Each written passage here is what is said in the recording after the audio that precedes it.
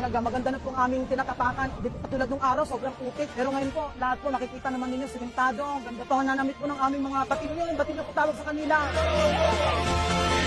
Ibababa rin ito, magbenta ng wholesale para mabawasan ng transport cost, mabawasan din ng traders. So hopefully makatulong din ito sa pagbaba ng inflation, makatura ng bilhin sa mamamayan. Mga DDS, may ganyan kayong tatay nyo. Siyempre wala, kay Pogo ang inatupag niya. Imbes magandahin yung mga port ng bansa natin, ang pinaganda ni Duterte ang mga Pogo hub. Pinadami niya ang Pogo hub sa Pilipinas. Yun di puta. Diba? Ang galing ng ating Pangulo. Ito ba yung hindi nagtatrabaho? Sasabihin na naman anong nagawa mga animal kamo. Kung ako sa inyo mga DDS, punta kayo doon. Sarap nyo talaga panghahampasin ng banyera ng isda. Para makita nyo yung katotohanan. Mamuhay kasi kayo sa realidad. Hindi yung sa mga hallucination kayo nabubuhay. Diba? Sa mga imagination na laging tinatatak nyo sa sarili nyo na walang nagawa. O sino niloko nyo? Sarili nyo eh. Wala na kayong ibang niloloko kundi mga sarili nyo lang.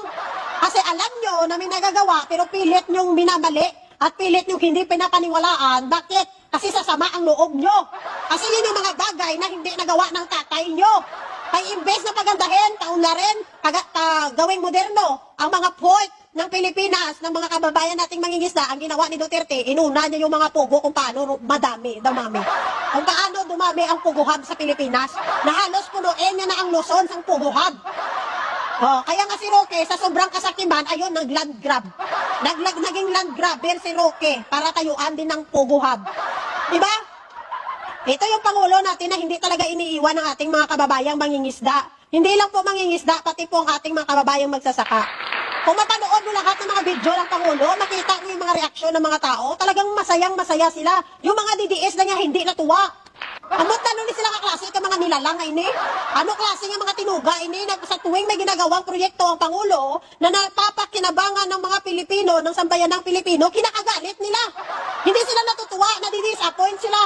Pag may proyekto ang Pangulo na maganda, hindi sila yung masaya. Ano ka mo man? Diba? Imbes na matuwa tayo, ay sila yung galit na galit pa. Pero yung diputa, nagtanim si Sara Duterte ng puno ng kahoy doon, tuwang-tuwa sila. Tuwang-tuwa sila, pumapalakpak sila. Namigay ng lugaw si Sara, tuwang-tuwa din sila. Namigay ng pandesal, tuwang-tuwa sila. Namigay ng kung ano-ano pa, natuwa sila. Pero sa ginagawa ng Pangulo ay ahay, kinakalungkot nila at ikay nasasama ng loob nila. Ano bang meron? Bilang isang Pilipino, dapat masaya tayo sa mga proyekto ng ating gobyerno kung saan maraming mga kababayan natin ang makikinabang. Hindi yun di po, tapag may nagawa ang presidente kung ano-ano pang sasabihin nila sa comment section. Ano ka ba? Diba? Hindi namin sinasabing pasalamatan nyo yung Pangulo. Pero bilang isang Pilipino, pinalaki naman tayo na magulang natin na marunong tayong magpasalamat. Oo, tax ng Pilipinas, tax natin ang ginagawa dyan. Pero yun di po, paano magkakaroon ng proyekto, ha? Kung ang tax na sinasabi mo hindi gagamitin. May effort pa rin ang ating mga gobyerno, may effort pa rin silang ginagawa kasi hindi matutuloy ang proyekto.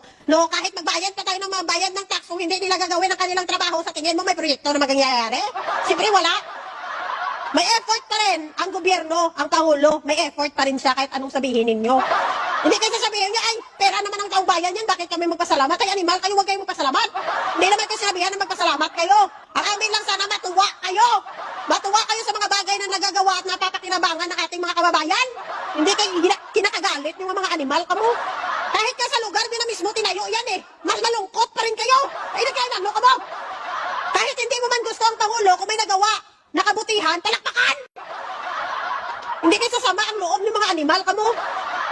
Bintang-binta talaga yung mga lusartan sa mga DDS eh. Diba? Kaya allergy din to, bintang-binta din mga anti-stamin sa mga DDS. Diba? So kung maraming mga butika dyan, mabili talaga ang lusartan at mga anti-stamin dyan. Kaya mga DDS, pag may nagawang proyekto na maganda ang Pangulo, kinakagalit nila yan. Hina-high blood sila, nalulungkot sila, nadidepress sila, allergy sila. Lahat na lang yan ang kalungkutan sa buhay, ginsalo na nila. Diba? Imbes nga pumalakpak sila ay sa wakas may mapakinabangan, may napuntahan ang pera ng taong bayan, ay mga yun puta nila kung ano-ano pang sasabihin sa comment section. Anuhan ka mo man, Pilipino ka mo? Iwasan nyo yung pagiging panatiko nyo. Diba? May mga proyekto. Ako pag namin na ginagawa si Sara Duterte, nung pumunta siya sa Burial, ay sabi ko, buti naman, nagpunta ka sa Burial. Nung nagtanim siya ng puno, buti naman nananim ka ng puno, at least napakinabangan ka. Diba? Kahit nakakatawa, na ginagawa ng Vice President, yung kang loka lang, pero pinapalakpakan pa rin. Pero di puta, ang dami-dami na nagawa ng Pangulo, sabihin, anong ginawa niya, anong ginawa niya, anong ginawa niya. Mga yun di puta. Ginagawa niyo yung tanga yung mga sarili niyo kasi alam mo sa sarili mo may nagagawa ang Pangulo kaso lang hindi mo matanggap. Ayaw mong tanggapin ang katotohanan. Bakit? Kasi yung mga bagay na nagawa ng Pangulong Marcos ngayon, yan yung mga bagay na hindi nagawa ng tatay niyong karton. Bar!